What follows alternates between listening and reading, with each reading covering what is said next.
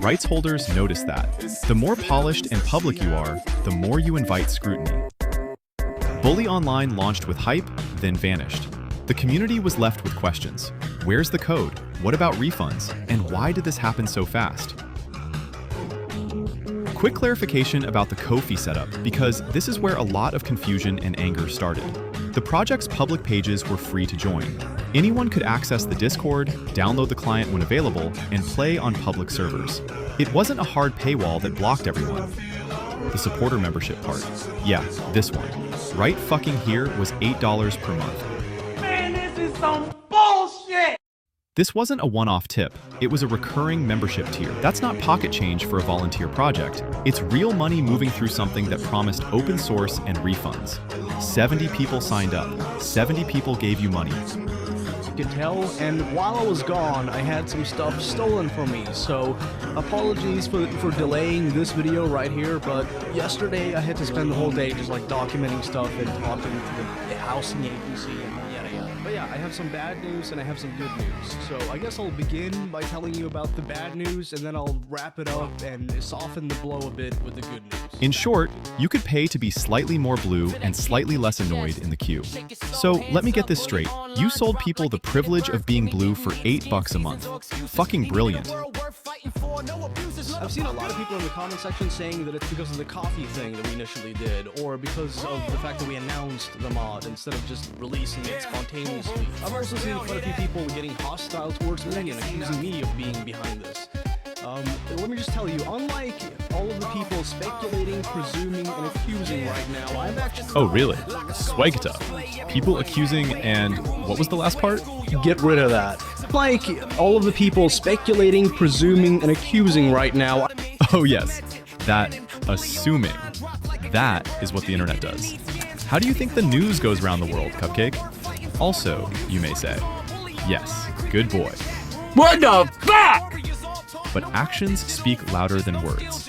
I watched the whole video, and honestly, this explains almost nothing, while pretending it explains everything. You open with a sympathy stack. 5-week vacation, sick, robbed, housing agency, yada yada. That might all be true, but notice how none of it is actually backed up, clarified, or even tied to the project. It's just there to lower the temperature before you drop the real news. And since there's been zero confirmation beyond, trust me bro, people are obviously going to question it, especially when this silence conveniently overlaps with deadlines you yourself set. Then we get the big announcement. Fat Pigeon Development has ceased all development and— You know what time it is, mate? It's fucking Devo time. Whoa! Whoa, mate, you nearly fucking stood on that! Fucking hell! ceased all development and promotion of Bully Online. That's not pocket change for a volunteer project. It's real money moving through something that promised open source and refunds. 70 people signed up. 70 people gave you money. That's $560. That's not Monopoly money. That's not a tip jar at a busker show. That's real cash moving through a project that promised transparency. Words are cheap. Receipts aren't.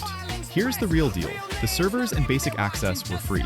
The membership didn't wall everyone off the bat, but money changed hands. 70 supporters signed up. That recurring $8 is the difference between fan project and product in the eyes of IP holders. Blue name or not, cash flips the switch. So yeah, it wasn't the color that got you in trouble. It was the cash. Fine, that part's clear. What isn't clear is literally everything after that. You repeatedly say, I can't get into specifics, while also insisting you've read the letter and therefore know more than everyone else. That's not transparency. That's, I know something you don't, so stop asking. If you can't share details, stop using the letter as a shield to shut down criticism. Color labeled name, camera, queue priority, whatever. People paid monthly. That's what made the lawyers sit up. Refunds, missing code, and the rest? That's a whole other dumpster fire we'll roast later. For now, $8, 70 people, and a legal shitstorm. Beautiful. Around the same time, Bully MP's website went offline.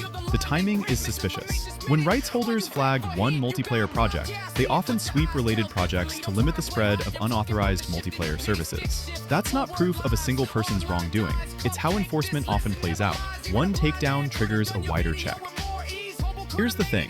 If you're going to wave a legal letter around as the reason everything vanished, show it. Don't hide behind "we can't say" or "it's private." If the letter exists and you complied, post a redacted copy. If you refunded people, show the receipts. If you didn't, stop pretending.